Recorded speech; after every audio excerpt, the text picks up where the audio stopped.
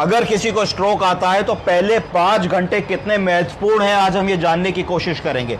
हम सब ने देखा है स्ट्रोक, जिसको पैरालिसिस या लकवा भी कहते हैं, हमारे परिवार में, रिश्तेदारों में, मोहल्ले में लोगों को होता है और शरीर का एक अंग, सिर्फ एक हाथ, एक तरफ का हाथों पैरों का हिस्सा या कई के केसेस में चारों पैरों की हाथों की ताकत चली जाती है।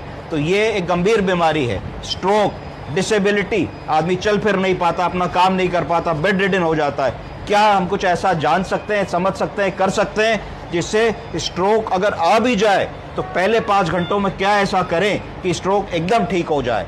क्या ऐसा हो सकता है कि हम स्ट्रेचर पे अस्पताल तो लाए जाएं पर 5 घंटे के भीतर ठीक होकर के हम वॉक करते हुए अगले दिन घर चले जाएं? ऐसा क्या कुछ संभव है? तो आज इसके बारे में मैं आपको बताऊंगा। हाँ, इसका उत्तर है कि ऐसा संभव है। अगर हम में से किसी को भी ऐसा लगता है कि हाथों पैरों में झंझनाहट होनी शुरू हो गई है, हाथों पैरों में नंबनेस आ रही है, हाथों पैरों की ताकत कम हो रही है, मुंह टेढ़ा हो रहा है, अगर हम चाय या पानी पी रहे हैं तो एक तरफ एंगल ऑफ द माउथ से वो पानी निकल जा रहा है, ड्रिबल हो जा रहा है, हमारे शब्द नहीं बन पा रहे हैं, हम हाथ से गिलास को नहीं पकड़ पा रहे हैं, हम चाय का कप नहीं पकड़ पा रहे हैं, हम खड़े नहीं हो पा रहे हैं, तो इसका लक्षण है, ये लक्षण है, सिम्टम्स हैं कि जरूर हम लोगों को स्ट्रोक हो रहा है। इसके लिए क्या करना है?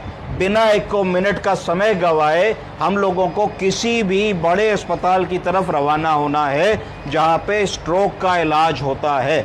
स्ट्रोक के इलाज में क्या क्या ज़रूरी है? जैसे ही आप वहां जाएंगे तो देखा जाएगा कि आपका सीटी स्कैन में ब्रेन के अंदर ब्लीडिंग है या क्लॉट है। अगर क्लॉट है तो उसको कहा जाएगा कि इस्केमिक स्ट्रोक है।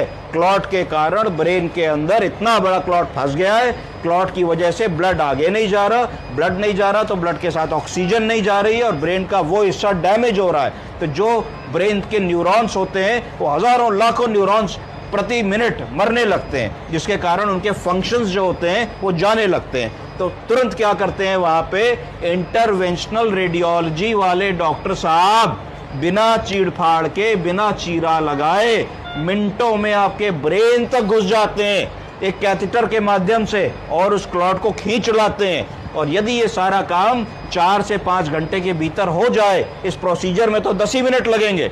अगर आप सही समय पे अस्पताल में आ जाएं, सही समय पे सीटी हो जाए, सही समय पे आपका क्लॉट खिंच जाए तो आपके ब्रेन में डैमेज रुक जाएगा और डैमेज रुक जाते ही ब्लड सर्कुलेशन रिस्टोर होगा और आप कुछ ही घंटों में आपकी चेतना जो चली गई थी, हाथों पैरों की ताकत चली गई थी, वो वापस आ जाएगी। आपके इंटरेस्ट के लिए बताऊंगा कि किस रूट से जाएंगे। तो जांग में एक आर्टरी होती है फीमोरल आर्टरी, फीमोरल आर्टरी के थ्रू सिर्फ एक छोटी सी सुई लगेगी।